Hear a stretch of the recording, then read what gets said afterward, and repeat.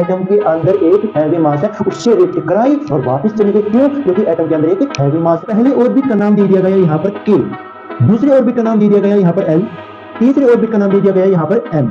इसी प्रकार अगर और आगे ऑर्बिट है तो उसका नाम वैसे ही हम एम रख देंगे, और ऑर्बिट है तो वैसे हम ए एल एम एन आगे रखते चले जाएंगे। बोलोगे भाई एटम को स्ट्रक्चर का तो पता चल गया, लेकिन अब ये साइंटिस्ट क्या करने जा रहे हैं, ये साइंटिस्ट इसने क्या धमाका कर दिया। अब यहाँ पर यानी न्यूक्लियस के अंदर ही प्रोटॉन रहते हैं, यानी न्यूक्लियस के अंदर ही क्या रहते हैं, न्यूट्रॉन, और इनके बाहर क्या चक्कर लगाते हैं, इलेक्ट्रॉन। इनके बाहर क्या चक्कर लगाते हैं, इलेक्ट्रॉन। समझ में? हेलो फ्रेंड्स, आप सभी का स्वागत है हमारे यूट्यूब चैनल यानी स्टडी विद फन पर। आप सभी खुश होंगे, स्वस्थ होंगे, साथ ही साथ व्यस्त होंगे। व्यस्त इसलिए क्योंकि आपके एग्जाम्स आ चुके हैं, और जैसे कि आप सभी को पता है कि चैप्टर 3 तक हमने सभी इंपॉर्टेंट क्वेश्चन आंसर, सभी इंपॉर्टेंट टॉपिक को कवर कर लिया है, वो भी साथ ही साथ रिवीजन के। ठीक है, और आज हम लेकर के आ गए हैं स्ट्रक्चर ऑफ एटम यानी केमिस्ट्री के चैप्टर 4 में से सेकंड मोस्ट इंपॉर्टेंट टॉपिक, और जो अब तक मैंने कंप्लीट करवाए हैं और जो मैं आगे कंप्लीट करवाने जा रहा हूं, उससे अलावा आपके एग्जाम्स में बिल्कुल भी नहीं आएगा, ये मेरा आपसे वादा रहा।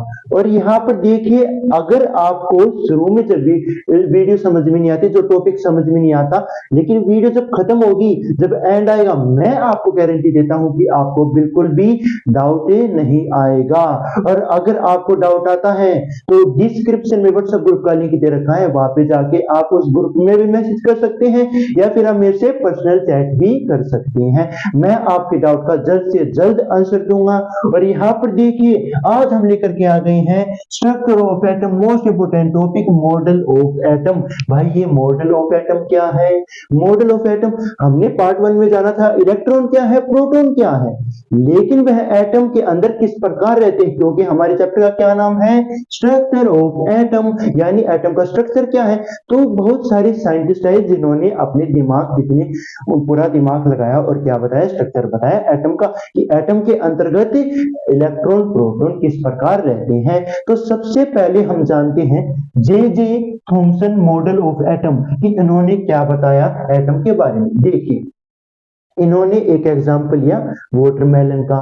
इसने बोला सबसे पहले तो बोला atom is like a sphere. जो एटम है वह एक स्फीयर की तरह है, जैसे कि जो बॉल की शेप होती है उसी शेप में क्या है, एटम है। पहली बात आपको यह याद रखनी, क्या, उसी shape sphere. In atom positive charge is spreaded all over and negative charge embedded inside the positive charge. देखिए यहाँ पर देखिए, जैसे कि मैंने बोला कि एग्जांपल यह किसका, तरबूज का, वाटरमेलन का। जिस प्रकार तरबूज के अंदर जो बीज होते हैं ना, उसे तो बोला गया है, बीज कहीं कहीं पे फैले हुए होते हैं, तो उन बीजों को तो बोला गया है यहाँ पर इलेक्ट्रॉन। क्या बोला गया है, इलेक्ट्रॉन। और बाकी एरिया को, बाकी बचे हुए को उसे बोला गया है प्रोटॉन। यानी ये सभी क्या है, और इन पे कौन सा चार्ज होता है, आप सभी को पता है कि इलेक्ट्रॉन पे होता है नेगेटिव चार्ज, और इन पे इलेक्ट्रॉन पे नेगेटिव चार्ज और प्रोटॉन पे पॉजिटिव चार्ज होता है। कौन सा चार्ज होता है, पॉजिटिव चार्ज होता है। आपको यह बात समझ में आई, यह बात आपको समझ में आई। तो यहाँ पर देखिए बोल रखा है in atom positive charge spreaded all over. तो यहाँ पर पॉजिटिव चार्ज है वह पूरे उसमें फैला हुआ है, and negative charge embedded inside the positive charge. और जो नेगेटिव चार्ज है वह कहां पर है, पॉजिटिव चार्ज के अंदर है। तो यहाँ पर देखिए ये हो गए आपके इलेक्ट्रॉन। और इलेक्ट्रॉन कौन सा चार्ज रखते हैं, नेगेटिव चार्ज रखते हैं। कौन सा चार्ज रखते हैं, नेगेटिव चार्ज रखते हैं। आपको समझ में आई यहाँ तक? Negative equal to positive charge. यहां पर आपको एक बात और याद रखनी है, जो ये नेगेटिव पॉजिटिव चार्ज है यह एक दूसरे के इक्वल है। जब यह इक्वल हो गए, नेगेटिव और पॉजिटिव चार्ज जब यह इक्वल हो गए, ये एक दूसरे चार्ज को क्या कर देंगे, कैंसिल कर देंगे, कैंसिल आउट कर देंगे, जिसकी वजह से so the atom as a whole is electric neutral. तो क्या होगा, यह न्यूट्रल हो जाएगा। आप सभी को समझ में आया क्या है, स्फीयर है और किस प्रकार है। जैसे तरबूज होता है उसके अंदर कहीं कहीं पे बीज होते हैं, उन बीजों को तो बोल दिया गया है यहाँ पर इलेक्ट्रॉन, और बाकी एरिया को बोल दिया गया है यहाँ पर प्रोटॉन। ठीक है, और यहाँ पर आप आगे देखिए negative equal to positive charge. तो ये नेगेटिव पॉजिटिव चार्ज ये एक दूसरे क्या है, इक्वल, जिसके कारण चार्ज कैंसिल हो गए और ये क्या हो गए, न्यूट्रल हो गए। अब हम बात करेंगे यह तो था जे थॉमसन का मॉडल। अब और भी तो साइंटिस्ट और उन्होंने भी तो अपनी वह दिखाई दिमाग की क्षमता कि हाँ, और उन्होंने भी तो मॉडल बताया एटम का। तो अगले साइंटिस्ट का नाम है Rutherford model of an atom. एक बार मैं बोर्ड को इरेज कर दूं और आपको वह मॉडल भी समझा दूं। आपको यह मॉडल समझ में आया? अगर नहीं आया तो कमेंट बॉक्स में कमेंट करना, मैं आपके डाउट का जल्द से जल्द आंसर दूंगा। एक बार मैं इरेज कर दूं। अब हम लेकर के आ गए हैं second most important model, Rutherford gold foil experiment. इसमें आप यह देखिए, रदरफोर्ड जो साइंटिस्ट का नाम है, गोल्डफॉइल, यहाँ पर गोल्डफॉइल एक्सपेरिमेंट की बात हुई है। तो यहाँ पर देखिए इसने ऐसा, इसका बहुत ही जबरदस्त था भाई, इसका बहुत ही जबरदस्त एक्सपेरिमेंट था। अब आप देखोगे जब भी पता चल जाएगा। अल्फा पार्टिकल ये से, अब आप बोलोगे अल्फा पार्टिकल क्या है भाई? यहाँ पर देखिए made up of helium. Alpha particle उसे बोला गया है जो हीलियम से बने हुए होते हैं, और चार्ज, और हीलियम पे पॉजिटिव टू चार्ज होता है, और मास 4 यूनिट होता है। हीलियम पे पॉजिटिव 2 चार्ज होता है, और कितना मास होता है? 4 यूनिट। अब चौथी बात यहाँ पर याद रखना, अल्फा पार्टिकल को हम इस प्रकार भी क्या करते हैं, अल्फा को डिनोट करते हैं। Alpha particles have considerable energy. अब अल्फा पार्टिकल्स को ही क्यों लिया भाई? अल्फा पार्टिकल्स के पास क्या, कंसिडरेबल अमाउंट ऑफ एनर्जी। यहाँ पर लिख देना, यहाँ पर लिख देना amount, considerable amount of energy, considerable amount of energy, यानी इसके पास अच्छी खासी क्या है, क्षमता है, किस चीज की, एनर्जी की। इसके पास अच्छी खासी क्या है, ताकत है, एनर्जी है। अब यहाँ पर देखिए गोल्ड फॉइल ही क्यों लिया? He wanted as thin layer possible. इसे पतली से पतली, हल्की से हल्की ऐसी लेयर चाहिए थी जो इसके एक्सपेरिमेंट में अच्छी तरह काम कर सके, और जो कि अबाउट 1000 एटम थी। 1000, सिर्फ 1000, सिर्फ 1000 एटम ही थे यार। एटम तो इतने भी होते हैं छोटे जो कि हम देख भी नहीं सकते, तो यहाँ पर सिर्फ 1000 एटम जो हम देख नहीं सकते, और से 1000 एटम, कितनी पतली शीट होगी गोल्ड फॉइल की, आप सोच के देखो। अब यहाँ पर देखिए इसने क्या किया, सोर्स ऑफ अल्फा रेज, जैसे मैंने बताया ये अल्फा को डिनोट कर रहा है ये सिंबल। अब यहाँ पर देखिए ये है सोर्स, यहाँ पर ये है सोर्स जिसमें से अल्फा रेज निकलेंगी। ये है गोल्ड फॉइल जो कि कितने की है, 1000 एटम्स की बनी हुई है। अब इसने क्या किया, जब इसमें से अल्फा रेज निकली तो पहली रेज तो सीधी चली गई, पहली रेज तो सीधी चली गई, ठीक है। अब दूसरी रेज निकली, दूसरी रेज निकली तो वो रे डिफ्लेक्ट हो गई। क्या हो गई? डिफ्लेक्ट, डिफ्लेक्ट हो गई, और किस तरफ चली गई? ऊपर की तरफ चली गई।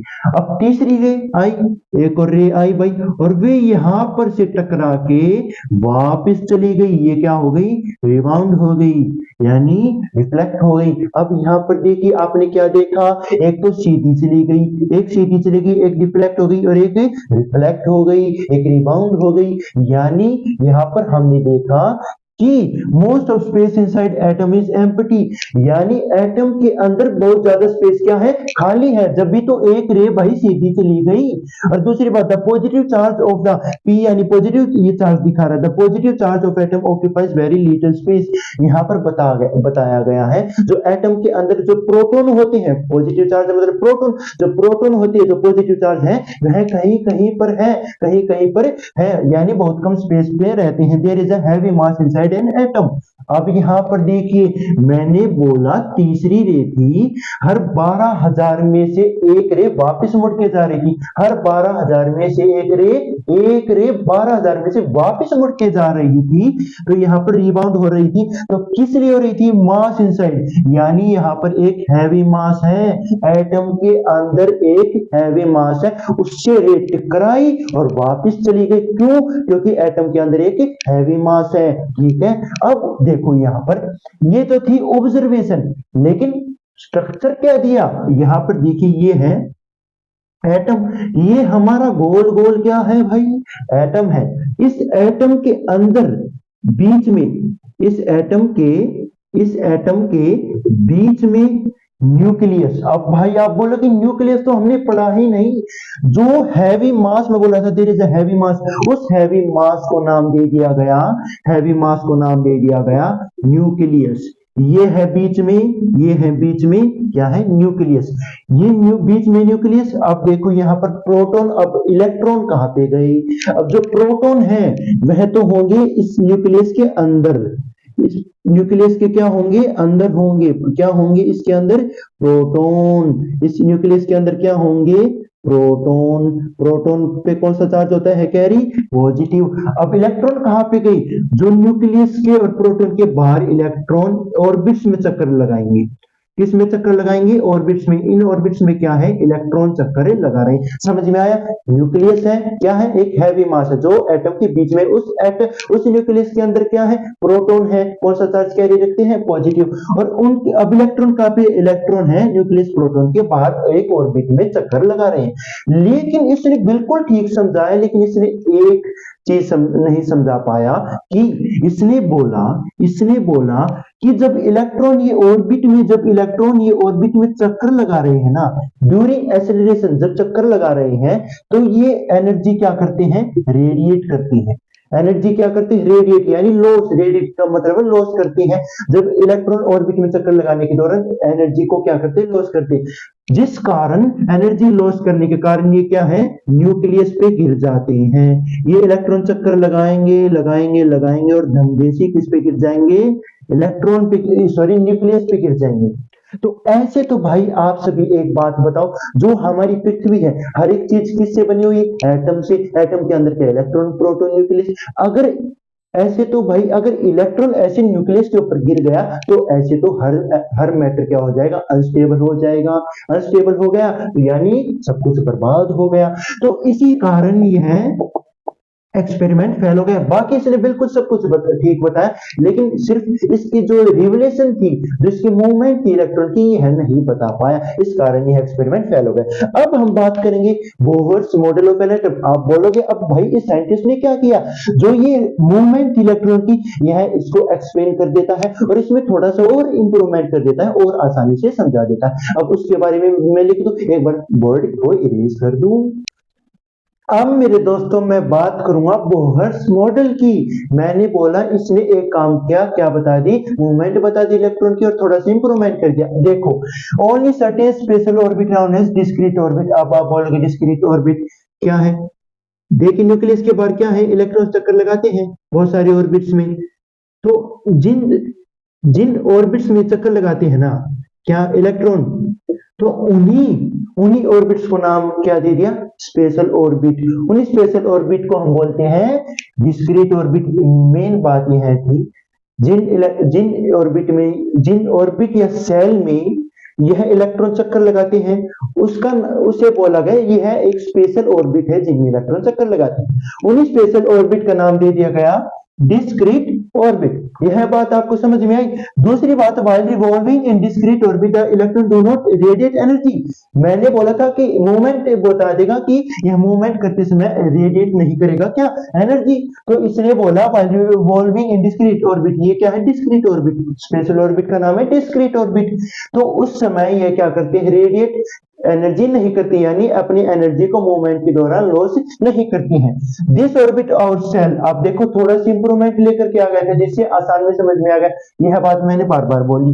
दिस ऑर्बिट और shells are represent by the letter K, L, M, N और द नंबर एन 1 2 3 4। अब देखिए यहां पर ये बीच में न्यूक्लियस था, इसके बाहर क्या चक्कर लगा रही थी, बीच में न्यूक्लियस और प्रोटॉन थे। इसके बाहर क्या चक्कर लगा रही थी, इलेक्ट्रॉन्स चक्कर लगा रहे थे। ठीक है, तो यहां पर देखिए इलेक्ट्रॉन्स क्या है, चक्कर लगा रहे हैं। तो पहले ऑर्बिट का नाम दे दिया गया यहां पर के, दूसरे ऑर्बिट का नाम दे दिया गया यहां पर एल, तीसरे ऑर्बिट का नाम दे दिया गया यहां पर एम। इसी प्रकार अगर और आगे ऑर्बिट है तो उसका नाम वैसे ही हम एन रख देंगे, और ऑर्बिट है तो वैसे हम के, एल, एम, एन आगे रखते चले जाएंगे। अब यहाँ पर देखिए नाम तो रख दिया, साथ ही साथ नंबरिंग भी कर दी कि जो ये के होगा वे 1 ऑर्बिट होगा, नंबर 1, नंबर 2, नंबर 3। और आपको यहाँ पर एक बात और याद रखनी है, हमेशा अंदर से ही लिखना शुरू करना। कभी भी इलेक्ट्रॉन्स को रिप्रेजेंट करें, आगे भी बताऊंगा मैं, और अगले पार्ट में भी बताऊंगा। कभी भी मैं फिर भी बता देता हूं, कभी भी रिप्रेजेंट करो इलेक्ट्रॉन को तो अंदर से रिप्रेजेंट करना शुरू करना। ठीक है, आपको यह बात समझ में आई कि एलिमेंट कर दिया और नंबरिंग कर दी और क्या नाम दे दिया गया, और ये क्या करते हैं, मूवमेंट के दौरान, एक्सेलरेशन के दौरान एनर्जी को लॉस नहीं करते। सिर्फ इसने ये काम कर दिया और ये क्या हो गई, फेमस हो गई। अब मैं बात करूंगा अगले साइंटिस्ट की। साइंटिस्ट का नाम है जे चैडविक। जे चैडविक, मुझे 1 मिनट दीजिएगा। अब मैं साइंटिस्ट की बात करूंगा, जे चैडविक। अब आप बोलोगे भाई एटम स्ट्रक्चर का तो पता चल गया, लेकिन अब ये साइंटिस्ट क्या करने जा रहे हैं, ये साइंटिस्ट इसने क्या धमाका कर दिया। अब यहाँ पर देखिए, इसने एक और सब एटॉमिक फाइंड कर लिया। सब एटॉमिक क्या है, जैसे कि एटम से भी छोटे जो एटम के अंदर आते हैं, जैसे कि न्यूट्रॉन प्रोटॉन, ठीक उसी सॉरी वो इलेक्ट्रॉन प्रोटॉन, ठीक उसी प्रकार इसने एक और सब एटॉमिक निकाल लिया। और उसकी यह बात थी, उसके ऊपर having having no charge, having no charge. अब नाम बताऊंगा मैं उस सब एटॉमिक का भी, उसके ऊपर चार्ज भी नहीं था। और जो मास है किसका, प्रोटॉन का, और उसका भी मास क्या है, इक्वल था। और उस सब एटॉमिक का नाम क्या है, न्यूट्रॉन। क्या नाम है, न्यूट्रॉन। जो मास है प्रोटॉन का भी किसके इक्वल है, मास ऑफ ए न्यूट्रॉन। समझ में आया, इसके ऊपर कोई चार्ज भी नहीं है, और जो इसका मास है भी किसके इक्वल है, प्रोटॉन के मास के इक्वल। अब आप बोलोगे तो ये कहां पे रहता है, इसकी तो कहीं पे जगह भी ना मिली। तो अब यहाँ पर देखिए, यह भी, अब जो इसका मास है प्रोटॉन के बराबर है, तो इसके आसपास ही तो रहता होगा। ये क्या है, ये एटम है, एटम के अंदर न्यूक्लियस है, इसके बाहर क्या है, इलेक्ट्रॉन, ठीक है। इसके अंदर क्या है, प्रोटॉन, और इसके साथ ही क्या होंगे, न्यूट्रॉन।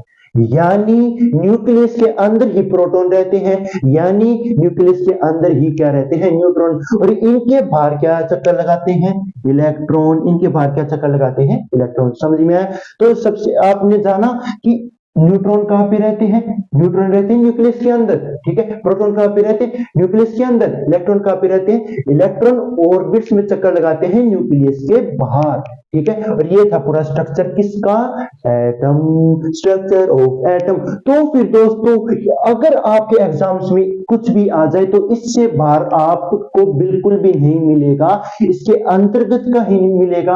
और आपको मैं बता दूं, जो मैंने बताया ना, सिर्फ आप ये पॉइंट लिख देना, आपका कोई भी टीचर आपके नंबर नहीं काट सकता, आपके बटे मतलब बटे यानी फुल मार्क्स आएंगे, ठीक है। और अगर आपको अभी भी डाउट है तो व्हाट्सएप ग्रुप में लिंक दे रखा है, वहां पे जाके आप मैसेज कीजिएगा, और मेरे पर्सनल चैट पे भी आप मैसेज कर सकते हैं, मैं आपके डाउट का जल्द से जल्द आंसर दूंगा। अगर वीडियो पसंद आई तो सब्सक्राइब करना, और अगर पसंद नहीं आई तो कमेंट करना क्यों नहीं आई, और कोई डाउट है तो फिर भी कमेंट करना, मैं आपके डाउट को जल्द से जल्द आंसर दूंगा आपके डाउट का। तो फिर दोस्तों, आज की क्लास यहीं पर खत्म होती है। आप सभी खुश रहें, स्वस्थ रहें और हमेशा व्यस्त रहें।